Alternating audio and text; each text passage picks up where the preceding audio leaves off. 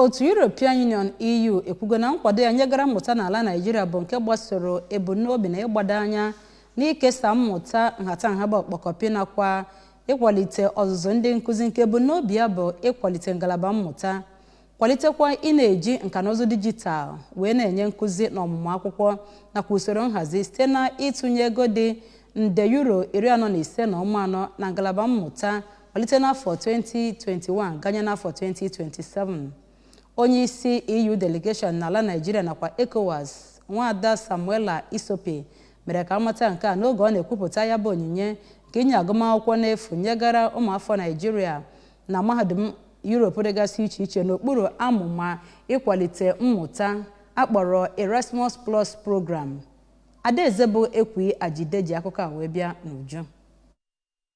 Bụ atụmatụ EU na-atụ maka mmụta ọzụzụ ntorobịa na egwuregwu n'afọ 2021 ruo afọ 2027. Ọ na-enyere ụmụ akwụkwọ mahadum, ndị nkụzi ha ma ụlọ ọrụ dị n'ụwa gbaa gburugburu ohere dị iche iche maka ndị mmadụ ma ndị otu. Oge ọ na-akpọpụta enyemaka ịgụ akwụkwọ a na Abuja ka nnọchite EU Isope sịrị na ọnụọgụgụ a tinyere Naijiria n'izizi na mba Afrịka ebe ha bụzikwa ndị nke ise na mba ụwa niile. Dịka o siri kwue, a họpụtara ụmụ akwụkwọ a site n'ihe karịrị 15,000 ndị sonyere na asọmpi a tara akpụ. Atụmatụ a ga-adị ọnwa 12 ruo ọnwa 24 ma hụ na ndị natara ya ga-agụ akwụkwọ n'ihe dị ka opekata mpe mahadum 3 n'obodo dị iche iche na mba Europe. O kwupụtakwara na ndị EU na Naijiria